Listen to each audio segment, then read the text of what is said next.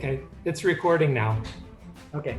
Thank cool. you. So Ashley, why don't you just quickly introduce yourself, and then our first question is mainly around breath training. So you can talk a bit about how that started.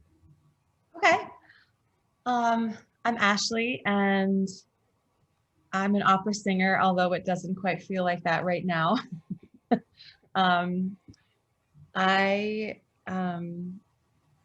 have always, for as long as I can remember, taken voice lessons. I used to take voice lessons when I was 6 years old, but we didn't talk about breath that much then. But I did some formal training at a conservatory in Ohio, and got my master's, and then got another degree, and just kept going. And now I sing in the Metropolitan Opera chorus full time. I've been thinking a lot about, singing is such like a joyful type of like free thing that you do to express yourself. And then as you start to train, sometimes that can like narrow like this, and you just, because voice lessons, you're in there by yourself. It's very, it's very specific, and formal training can be really, really, you can like sort of tear apart everything, and then you have to kind of rebuild everything. So I started taking voice lessons, real voice lessons, when I was in 8th grade, I think. And then I took voice lessons from a college professor in Princeton in high school. And I remember those early voice lessons just being so, just like breathe and sing. I remember she said, just breathe and sing. And I know this is going to sound crazy and kind of simple, but that's really what it is. So And then how is that different than any other kid just kind of doing it at home? What kind of guidance did the instructor give you while you're? Oh, well, you talk about the diaphragm, and there's so many deep, like minute little details. And then you sort of have to throw that all out the window, and you just take a breath to sing. So like we talk about in operatic singing, which is very much different than any other singing, actually. It's we talk about diaphragmatic singing, and you really have to focus on the ribs expanding. Do you guys ever think about your ribs? So we did a little training, like in terms of, I think it's some kind of yoga thing where you just breathe with your stomach, and then you breathe with just like the ribs, and breathe with the shoulders. So it's trying to separate those different areas of your torso to make the inhale and exhale, but that's pretty much the range of it. So yeah, it would be really great to go into the details. I know that as a singer, at actual art, you start with all these structures, things, and then you forget it afterwards once you've got it. But we're starting from the very beginning. So if you can, yeah. So posture is a very important part of the breath. And breath is about tension and flexibility. Because I was thinking, like, I watched that video that you sent me, and there's so much, you talk about like, oh, just relax to breathe, relax your body to breathe. And maybe that's I'm not a big yoga person. I'm a Pilates person, and we talk about ribs and Pilates too. But when you breathe to sing, your shoulders are absolutely down. And you really have to think about, I like to think about this column of air.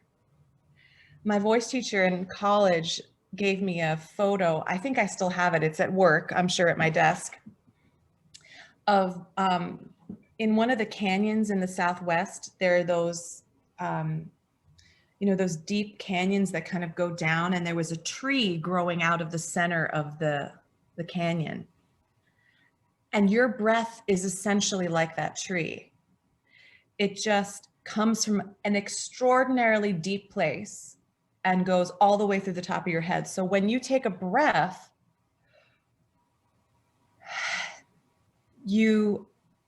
for singing especially, it's pretty quick. You wouldn't think necessarily that it's as quick as it is. And I know you guys talked about you had someone say that it's a quick breath, a quick inhalation. You don't want to force it, but it's like a expansion and a release. So you do release your lower belly. If you can just try that. And I don't know if you, it took me about 10 years to figure out how to really breathe through my ribs, if that makes you feel any better. Because I literally, once I realized how powerful that can be, my ribs, I didn't fit into some of my dresses anymore. They just expanded. So you really think about that back and rib breath. A lot of people talk about this inner tube. Imagine you're putting one of those inner tubes around your body and you breathe into that tube. So it's a rib thing and it's also a belly breath. And it happens like that. And also I like to think about where the breath is going in my mouth when I breathe. Do you guys talk about that at all? No, there's a few things where like you keep your tongue on the top of your mouth and you breathe through your nose. That's kind of basically what we think about. And then the back of the throat. But yeah, what do you mean by thinking about parts of the... What do you talk about the back of the throat? Because what is that like for you when you're told to breathe? Well, one of the practices in meditation and in some breathing exercises is to just focus your attention on the breath. And if you just say focus your attention, you're like, where? Like, I don't know where. Yeah. And the places are like feeling going through your nostrils or feeling at the back of the throat or feeling your stomach. Yeah, I think that's very helpful for meditation, but for opera singing, and also like, I would say for physical things, I personally, and I can only speak for myself because that's what I experienced, but I get sometimes a feeling like I'm getting caught in my throat if I focus too much on my throat and it doesn't go down into my body enough. So then when that feeling of getting caught in your throat happens, automatically I feel like your shoulders and your chest comes up and then there's too much tension. But the greatest thing about breathing is that, and I was talking to my husband like about this talk this morning. He's an actor. And the great thing about performing and singing or doing a move and you feel like you're stuck or, it's not going very well, you can just take a breath and start again. Maybe that phrase that I am singing right now or that I just sang didn't go so well. The greatest thing about breathing is that you can just refocus and start again renew with the breath.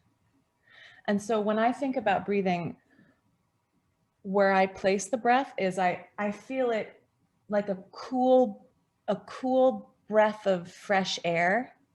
And it goes like this. I breathe through my mouth like that. And so it's like traveling in, and you can give it a color if you like to. Sometimes I do that with singing or for different songs, or you could do that for different moves, I guess. I also did that. When I gave birth, I took a hypnobirthing class, which is a lot about breathing. And I wasn't always successful when I was actually giving birth, but there was a lot of focus on the color of the breath. And that was really cool. I had never done that before. I don't know if you ever talk about that. No, how does what different colors do you choose? How do you choose what color and what is it? How does that change? for me, it's if I'm nervous, like, do you guys ever get nervous when you're doing moves or something? Okay. That was one of the reasons we started this too, is to, how do you use breathing to calm yourself down, stay focused? Okay, okay. So that's like the number one thing that goes out the window is the breath when you're nervous, which is just like this evil catch-22. So when you're like, especially when you're auditioning, because you're not in this safety zone of rehearsal and you don't have a costume on. You guys, in a way, wear costumes. Mhm. I mean, you wear your uniform. So there's something very comforting and powerful about that you can kind of, maybe that eases a little bit of the nervousness. But I remember when I would do auditions, it's just like practice. Some auditions I would not be as nervous for whatever reason. Maybe I didn't care as much about it. And I always sang much better at those. But I remember before I would walk in the room, I would just try to get my breath moving so it wouldn't feel stuck, so that it would be there for me when I needed it. So I remember, like, you know, when you're in these small spaces auditioning in New York, you don't have any privacy and you're in these hallways. And so I would just go. Another thing you can do, I don't have a candle down here, but you can actually practice with a candle. You can put it as far away from you as you want, and you can, so you can really direct the air. So you can feel like you're really being very specific with your exhale. And that really does help your inhale. If you just try that, I feel like it grounds you because it makes you focus on the breath and nothing else. And that would calm my nerves down. Is there a reason why you're doing so many and like short ones? I don't know. My voice teacher told me to do that. I don't know. I think maybe for me, it's like, it's active more than just, but you can do that. You can do like a rotating thing. Like I also did this. I would put sound to it.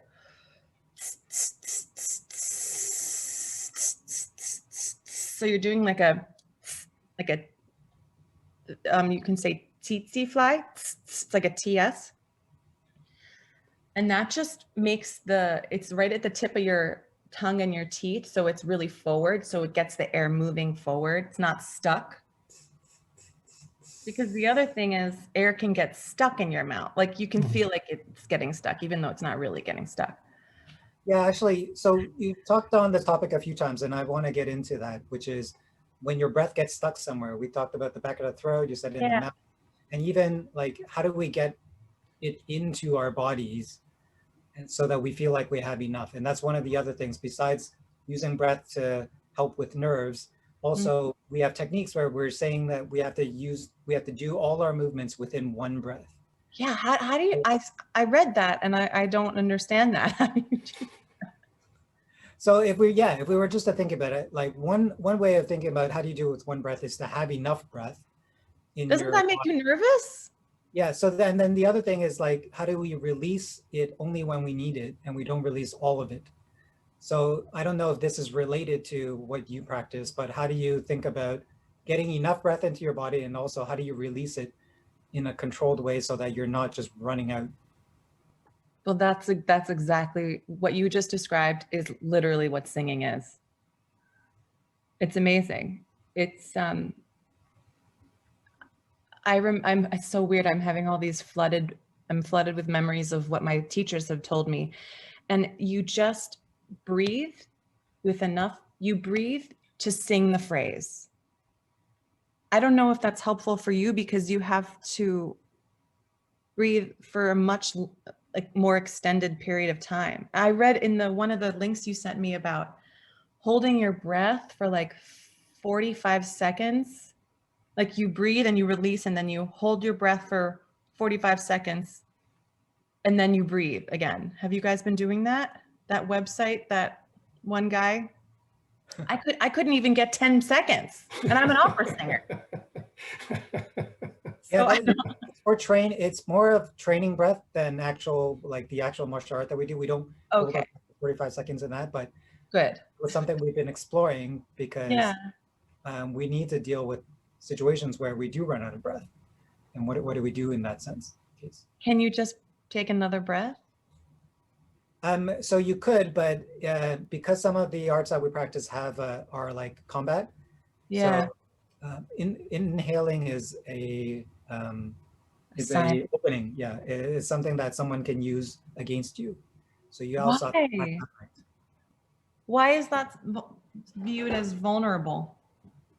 I'm gonna ask Cruz Sensei. Do you want to maybe mention something about that?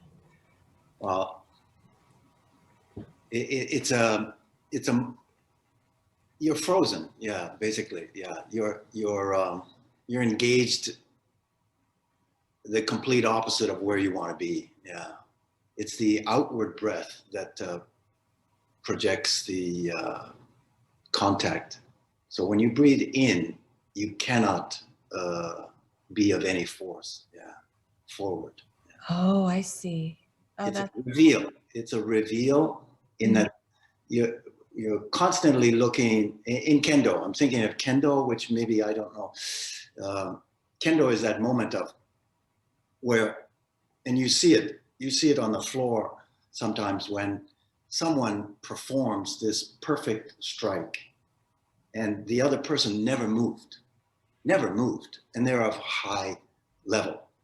And then it's revealed as to what happened there. That person who got the point, who got the successful strike, got the in-between of that person, the in-between when they prepared and they couldn't move. They found that moment, and the other person never moved. And it was like, whoa, yeah. cool. So that's the in-breath, yeah. And it can be perceived even through all the, let's say, armor. Yeah. When they take a breath in. So you have to suppress that. And that's where you take in a big breath and then you can let it out. I see.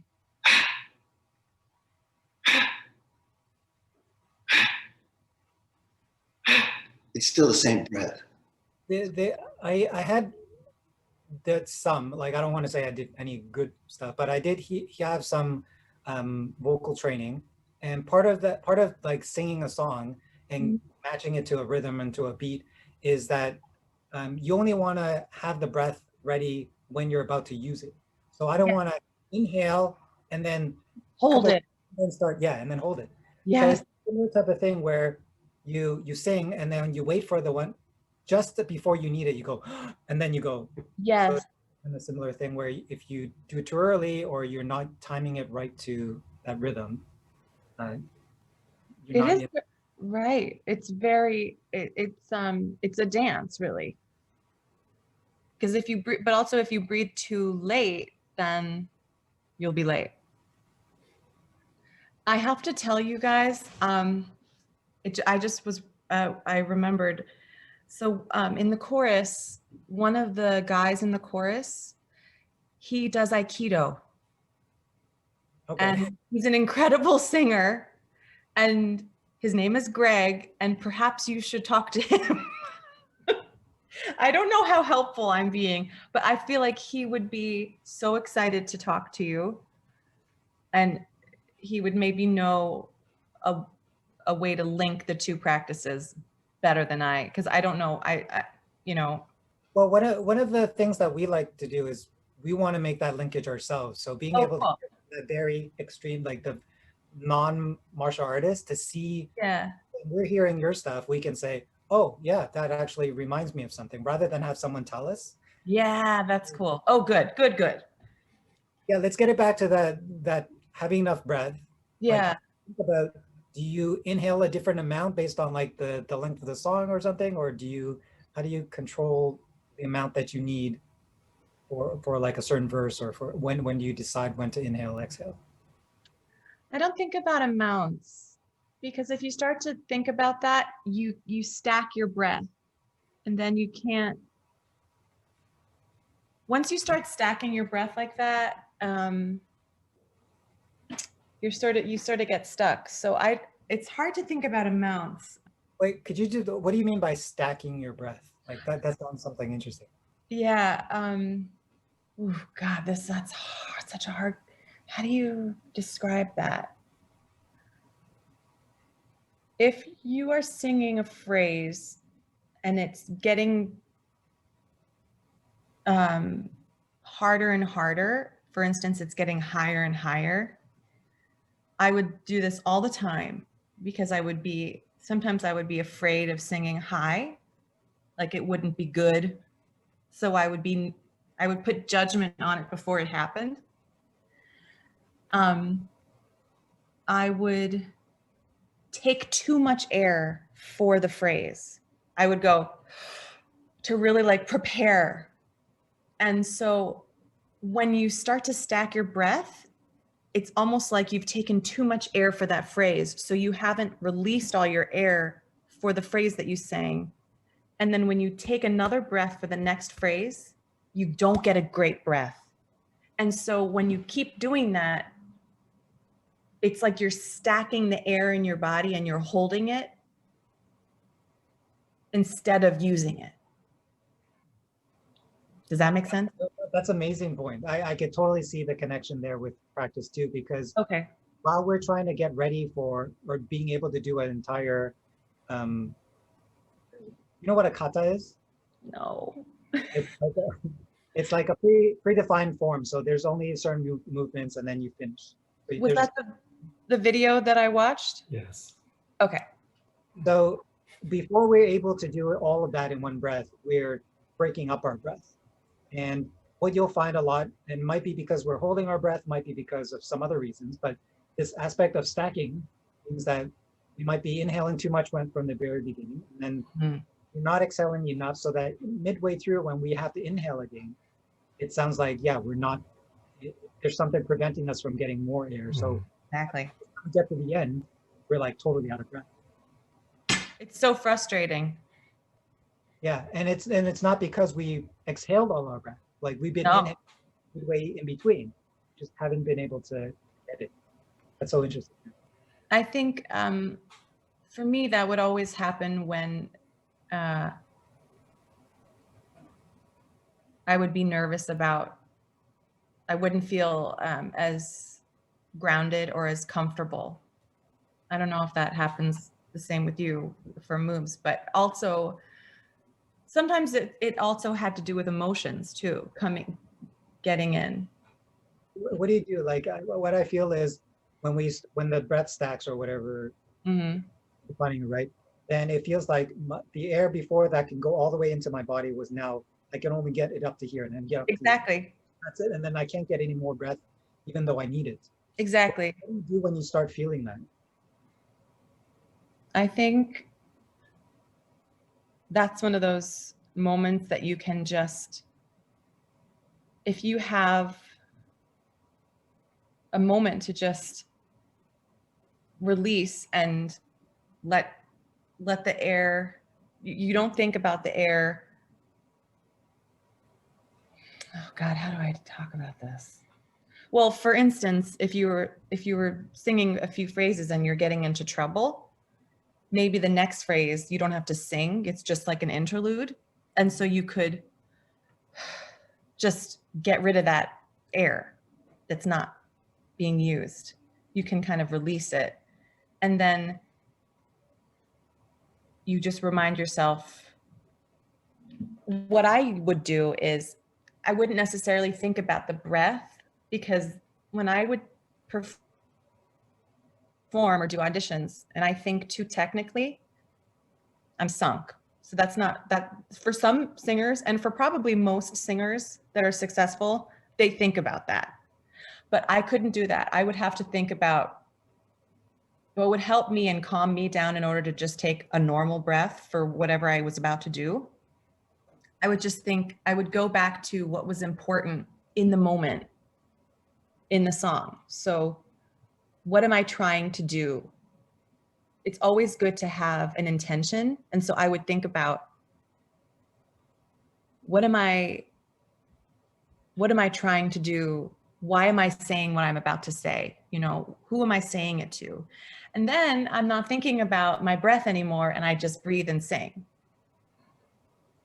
Yeah. So it would get me out of my head, and then I wouldn't even be in trouble anymore. I wouldn't be in that stacked situation. I would just be breathing like a human who was singing that song. Yeah, that's very cool. That's advice that we have all the time too, and that we're not trying to do our movements like a robot and just thinking about technical points. We have, in a case where we actually have an opponent in front of us, we can get hit if we just think about ourselves. In the Yes. case where we're doing like a pre-arranged form, there still should be someone in front of us. So you gave us two like great pieces of advice. One of them was this: forget about what you're struggling with and move your attention back outside to what you're Yeah. trying. And the other one, which I thought was counterintuitive but like so insightful, was when we think that we don't have enough air, we need to release more air. Yeah. Oh, I don't have enough breath in my body, I need to inhale more just to get more breath. No, actually, you want to get rid of it before you can go back to a regular. Because it's like a vacuum, you know, if you think about it like that. And I liked the cool air is nice for me, because when you're letting go of the air, it's like a refreshing, and I like to think of it like a, you know, it's directional. So it hits the top. We talk about like where the air is, where the air goes, and where the sound goes. You know, these are things that are so different for everyone. And it's not like the sound is going anywhere, but it actually is. And it's different for different singers. But like, I think about it, if you put your tongue on the roof of your mouth in front of your teeth, and then you glide it back, there's the hard palate, and then there's that soft palate. If you think about taking a breath and moving it into the soft palate, like, so that the soft palate expands like a balloon, that's a pretty good active breath, rather than it getting stuck in the front of your mouth. And that way, I know this is going to sound crazy, but when I think about my air going to the soft palate, the back of my ribs, I feel it go there too. Does that make sense? Yeah, when you put it that way, it's really helping. What I'm feeling is that there's more space, like Yes. It's about space, but it's not about making the space. It's about oh God, it's like you can't make the space. This is what I would do all the time. I would make the space for a high note. So I would open my mouth and breathe way too big. And then I'm stuck. Where are you going to go from there? You're already so open. You can't go anywhere. So you've created too much space for what it is. So if you just breathe, then you can expand in the space. It's like try, but not too hard. It's a fine line. Well, because one of the concepts, and it sounds familiar here, is that in order to get to where we need to be in our technique, we can't overly control it. We actually have to be relaxed. So in this case, it's like if I force this bigness, then I'm actually not reaching the degree of bigness that I can have if I were more relaxed. Right. Let it come. So there's one other thing that I also wanted to ask you was, and I'm not sure if it's related in singing, but like we were saying before, we don't want to show our inhale. And I know some cases in singing, you don't want to exaggerate. Like some singers, you're like, blah, blah, blah, blah, blah, and then blah, blah, blah, and you let people hear it. So is there any type of, and on stage, do you try to hide it in some ways, or do you like, how do you make it subtle? Or how do you? I think that's something that's like kind of individual.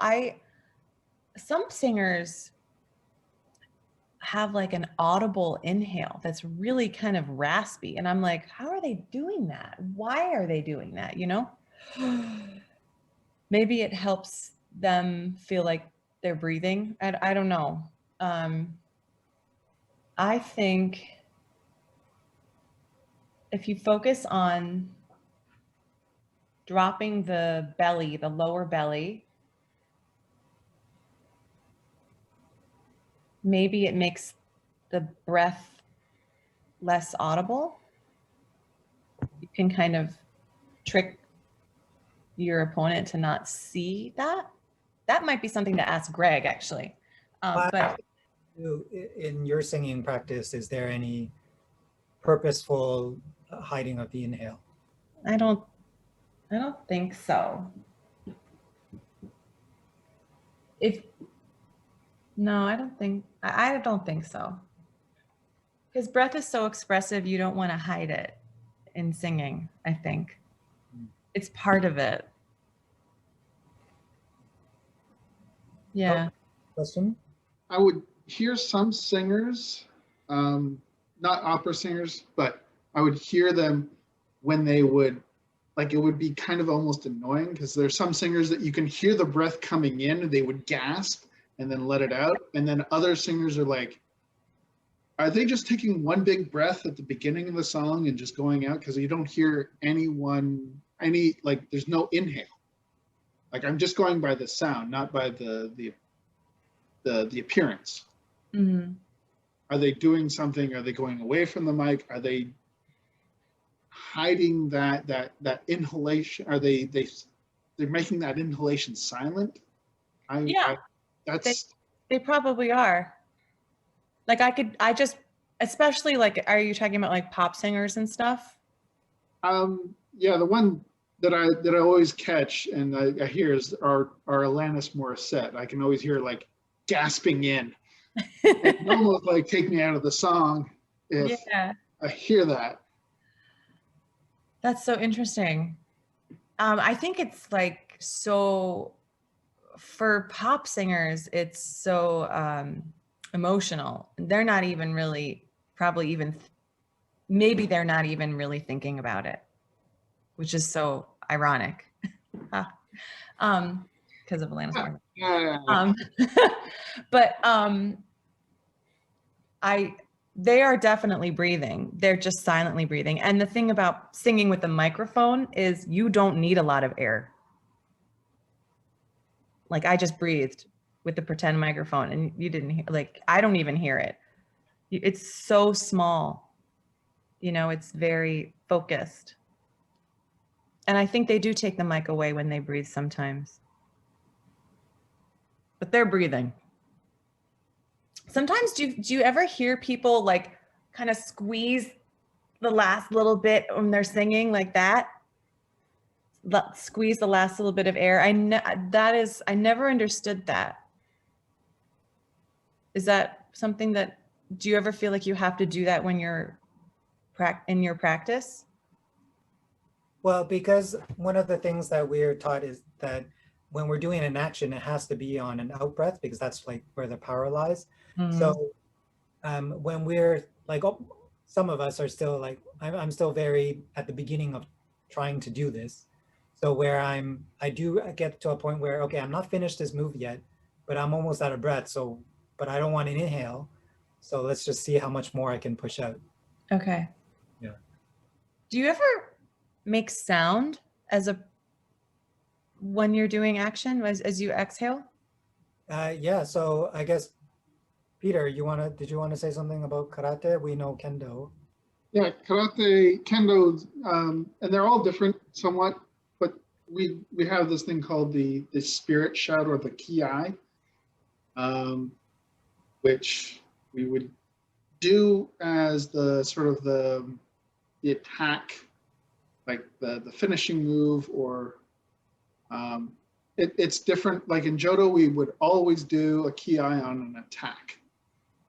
And in karate kata, we would have specific points, usually two in a kata that we would, and it has to be nice and big. And the same for Jodo.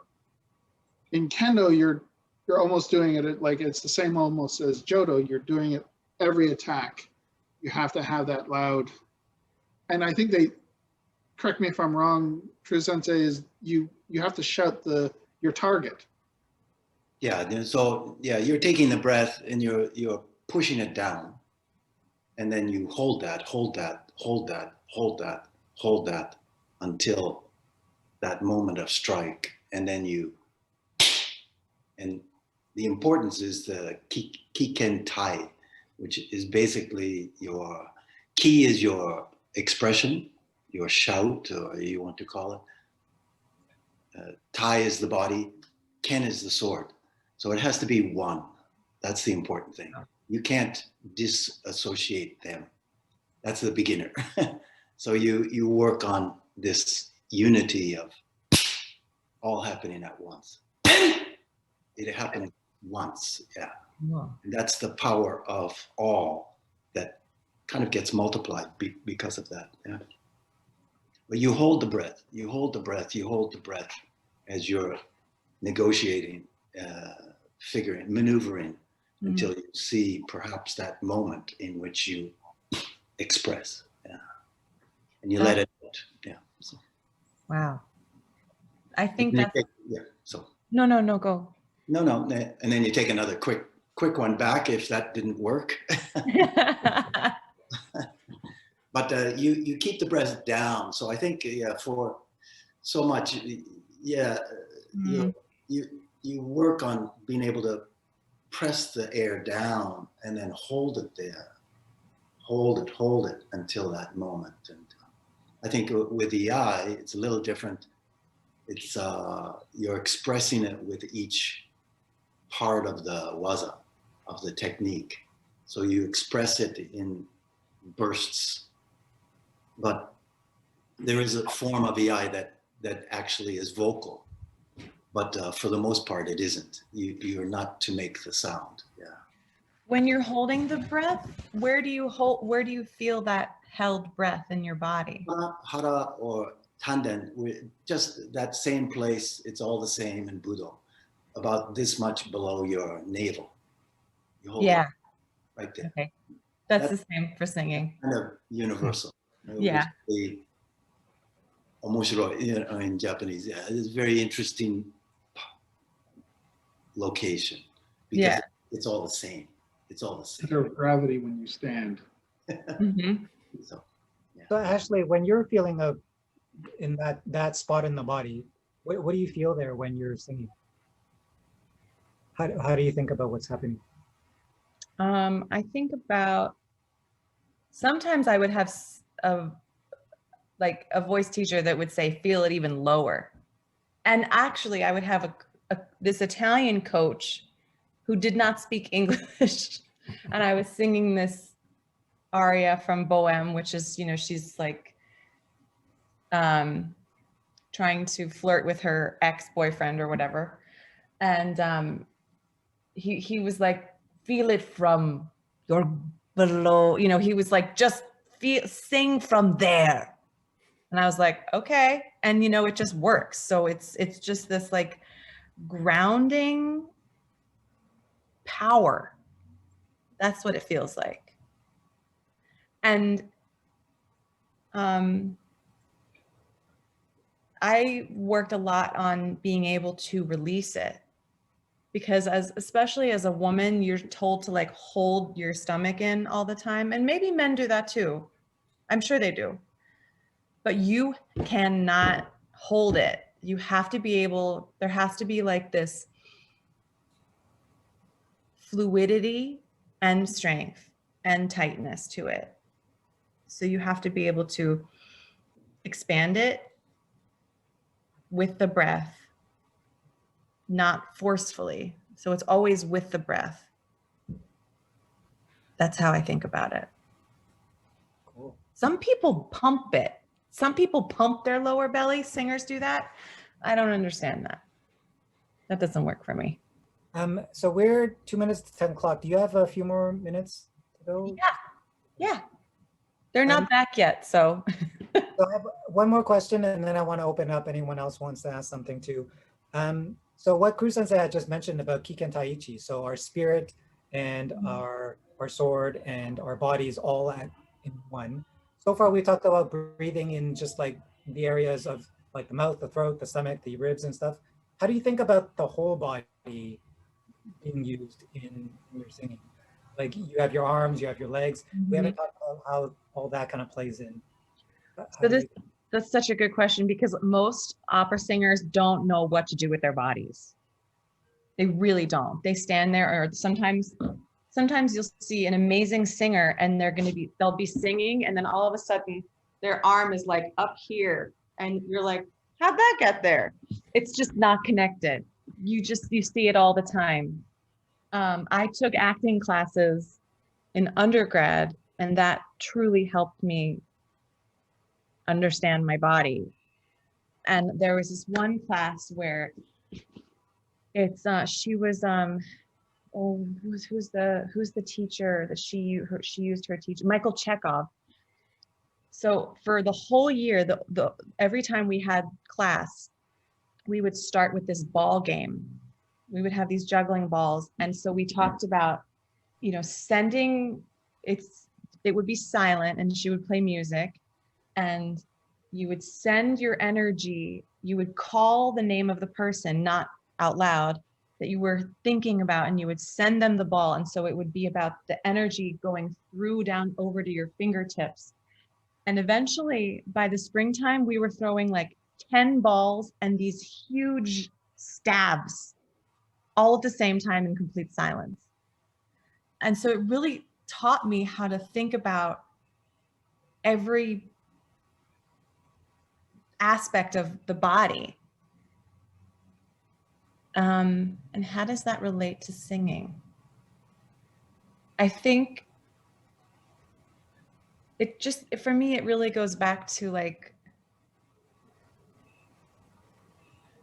thinking about when you perform, you're doing it for the first time. And so it can be so that it's in the moment. And not judging yourself as you're doing it. And it really is thinking about like, when you think about a character in acting, it really helps me to think about, what does this character want? And what are you going to do? How are you going to get what you want? And then who are you talking to? And how are you going to react to what they're saying? And you can have dialogues, even if you're performing by yourself, you can still react to that. And so you feel those reactions in your body. For me also, it really helps to move around. Whenever I would feel stuck, I would just move. And then the breath moves. The breath is so much more free when I would move around and walk. Like if I felt like I was stuck in one position, that's hard for me that's hard for me.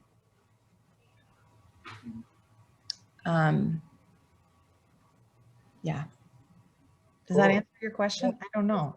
Well, because the martial art that brings us all together is Iaido. It's the one that you said Ron sent you a video of. Mm-hmm. That's very much a performance of Yeah. a real scenario. Like if we're supposed to be able to demonstrate so that a person watching us can see an actual opponent, even though there's no one there, and there's a real fight, and someone comes out like on top, winning, the other person is gone. So we have to be able to show that, and there's so many similarities. I feel like we could talk about a lot more other stuff, but we'll stick to this time, and then we'll see if we can set up another session. Okay. Does anyone else have anything they want to bring up, talk about? Yeah, there's these katas that we do. They're in a sense they're prearranged. So Like music. and maybe these gymnastic routines. The judges have seen the very person do them multiple times, maybe over a course of years. So I keep thinking that the cellist Janos Starker, you know, he plays Bach. And people have heard the Bach before. So they were saying, you know, so how do you make this appealing to an audience when people know the music, they know how it's going to proceed? Right. And he said you have to play it so that it's inevitable, not predictable. So Right. So I'm thinking when we do our forms, you know, if it's predictable, it's not very engaging for the you know, the people looking at it. It needs to be more like this is inevitable.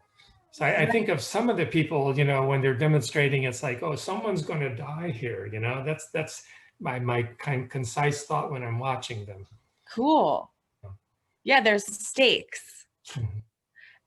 One of the things that I have an intense boss who's a perfectionist, and he's very hard to work with, and it's very frustrating. But one of the wonderful things that he says is, like, for some operas that happen every year, we've done 1,000 times.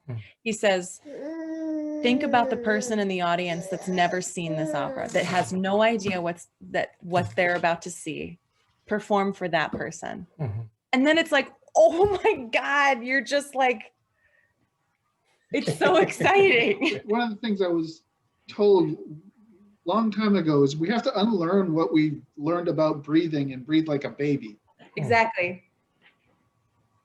Exactly. Because they really know how to breathe deeply. They're not ashamed of anything. They're not like, they're just breathing. Right? All right. So thank you so much for taking your time to come and talk to us. Oh, thank Yes, thank you. I hope it was helpful. Thank you was. so much. It was a joy to see you all and talk with you. Likewise. Thank you again. All right. Thank you so much. I appreciate Thank you. Thank you so much. Thank you. See you, everyone else. Clap, clap, clap, clap, clap. Clap, clap, clap. Bye. Bye. Bye.